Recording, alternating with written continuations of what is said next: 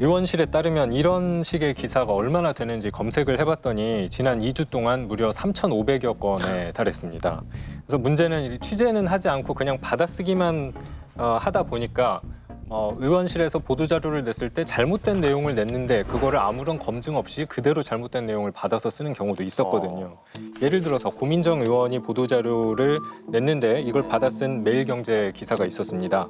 삼성전자 핵심기술보호법 나온다라는 제목인데 2016년 삼성전자의 한 임원이 반도체 핵심기술을 유출했음에도 무죄 판결을 받은 사례라고 적고 있는데 저희 제2에서도 지난번에 한번 이전무 사건을 다루지 않았습니까? 고민정 의원과 언론이 말하고 있는 것은 이제 삼성전자 임원이 핵심 기술을 중국에 넘기려 했지만 관련법이 없어서 무죄를 받았다는 것인데 이건 사실과 전혀 다른 이야기입니다. 다시 한번 설명을 드리겠습니다.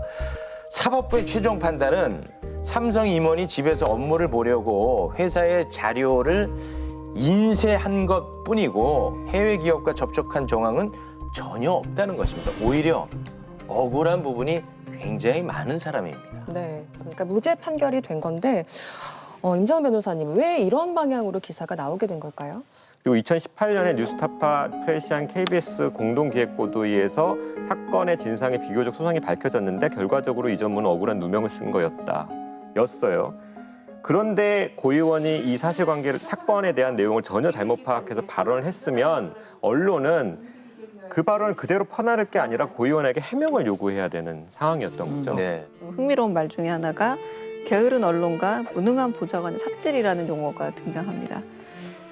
둘 다 잘못이라는 거죠. 결론적으로는 당초 삼성전자의 과잉 대응으로 1차 피해가 일어났고 그리고 기술 스파이라고 이제 얘기를 함으로써 지금 국감에서 2차 가해를 저질렀는데 언론이 이거에 대한 소위 말하는 팩트 체킹, 사실에 대한 점검이 없고 교차 검증이 없음으로 인해서 결국 3차 가해자가 된 게 언론인 겁니다. 언론의 책임을 절대로 무시할 수 없음에도 불구하고 이럴 때 언론은 어떤 입장을 취하냐면 우리는 오늘 준 자료 썼어요.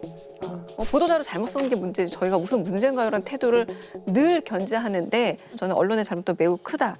그동안의 언론 같은 경우에는 이 언론의 본령은 권력 감시와 비판이라고 해가지고 정부 여당 비판 굉장히 즐겨하지 않았습니까? 근데 사실 이번 건 같은 경우는 청와대 대변인까지 한 국회의원, 여당 국회의원을 맹 공격할 수 있는 절호의 찬스거든요.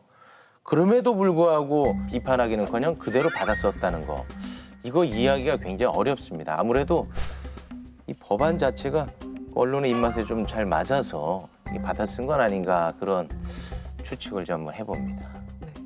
고민정 의원실 측 입장도 궁금한데 혹시 어떤 이야기 하는지 들어보셨습니까? 네, 이 이전무를 비판하기 위한 자료는 아니었다라고 해명을 하거든요. 그리고 향후 국가 핵심기술 보유 기업이 유출 방지 의무를 다하도록 보안 전담 인력과 조직을 둬야 한다는 취지가 주요 질의 내용이었다. 향후에도 법제화되도록 노력하겠다라고 답변을 해왔습니다.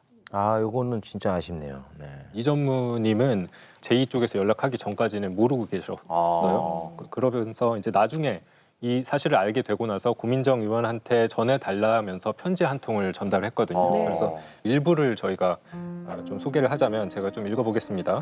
최종 대법 판결로 악몽에서 겨우 벗어날 수 있었는데 법률이 미비해 무죄 판결 난 사건이란 말에 과거에 몸서리치는 기억이 다시 떠올랐다.